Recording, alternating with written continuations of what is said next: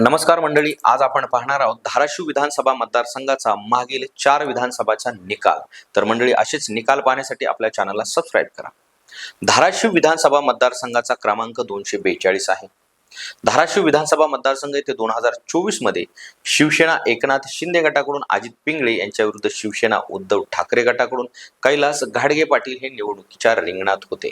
यामध्ये कैलास घाडगे पाटील यांना 1,30,570 एवढी मते मिळाली, तर अजित पिंगळे यांना 94,700 एवढी मते मिळाली। यामुळे 2024 मध्ये कैलास घाडगे पाटील हे आमदार म्हणून निवडून आलेले आहेत। धाराशिव येथे 2019 मध्ये राष्ट्रवादी काँग्रेस पक्षाकडून संजय निंबाळकर यांच्या विरुद्ध शिवसेना पक्षाकडून कैलास घाडगे पाटील अशी लढत झाली होती। यामध्ये संजय निंबाळकर यांना 74,021 एवढी मते मिळाली होती, तर कैलास घाडगे पाटील यांना 87,488 एवढी मते मिळाली होती। यामुळे 2019 मध्ये कैलास घाडगे पाटील हे आमदार म्हणून निवडून आले होते।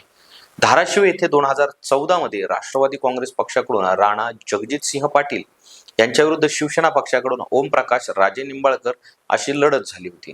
यामध्ये राणा जगजितसिंह पाटील यांना 88,469 एवढी मते मिळाली होती, तर ओमप्रकाश राजे निंबाळकर यांना 77,663 एवढी मते मिळाली होती। यामुळे 2014 मध्ये धाराशिव येथे राणा जगजितसिंह पाटील हे आमदार म्हणून निवडून आले होते। धाराशिव येथे 2009 मध्ये शिवसेना पक्षाकडून ओमप्रकाश राजे निंबाळकर यांच्या विरुद्ध राष्ट्रवादी काँग्रेस पक्षाकडून राणा जगजितसिंह पाटील अशी लढत झाली होती। यामध्ये ओमप्रकाश राजे निंबाळकर यांना 1,0709 एवढी मते मिळाली होती, तर राणा जगजितसिंह पाटील यांना 83,735 एवढी मते मिळाली होती। यामुळे 2009 मध्ये धाराशिव येथे ओमप्रकाश राजे निंबाळकर हे आमदार म्हणून निवडून आले होते। तर मंडळी, असेच निकाल पाहण्यासाठी आपल्या चॅनलला सबस्क्राईब करा। धन्यवाद।